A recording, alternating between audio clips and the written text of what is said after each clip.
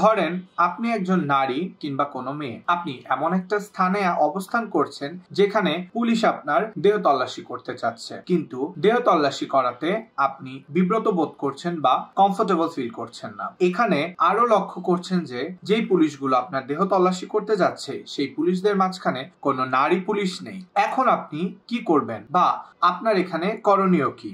আপনার মাথা ঠান্ডা করে এবং উপস্থিত বুদ্ধি কাজে লাগিয়ে এরকম অবস্থা থেকে বেরিয়ে আসতে হবে। চলুন জেনে নেই আইন কি বলছে এই ব্যাপারে।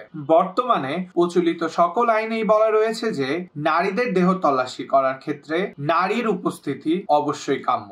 আপনাকে যারা দেহ তল্লাশি করতে এসেছে তাদের মধ্যে অবশ্যই নারী পুলিশ থাকতে হবে। যদি নারী পুলিশ না থাকে তাহলে অন্য কোনো নারী দিয়ে আপনার দেহ তল্লাশি করানো যেতে পারে। মূল কথা হচ্ছে দেহ তল্লাশির সময় অবশ্যই শালীনতা বজায় রাখতে হবে এবং মাথায় রাখতে হবে দেহ তল্লাশির সময় যাতে সেখানে কোনো পুরুষের উপস্থিতি বজায় না থাকে, বা এমন যদি হয় যে পুরুষ মানুষ দেখবেই বা পরিস্থিতি যদি এমন হয়ে থাকে তাহলে অবশ্যই পুরুষের অগোচরে এবং শালীনতা বজায় রেখে এবং মহিলার নিরাপত্তা বজায় রেখে দেহ তল্লাশি করা যেতে পারে। সবসময় মাথায় রাখবেন যে যে কোনো পরিস্থিতিতেই মাথা ঠান্ডা রেখে এবং উপস্থিত বুদ্ধি প্রয়োগ করে আপনাকে সিদ্ধান্ত নিতে হবে। এবং যদি দেহ তল্লাশির সময় যদি আপনি একজন নারী হয়ে থাকেন এবং আপনার তল্লাশি যদি কোনো নারী দ্বারা না করা হয় তাহলে আপনি সেই দেহ তল্লাশিতে আইন অনুযায়ী বাধা প্রয়োগ করতে পারেন। ধন্যবাদ।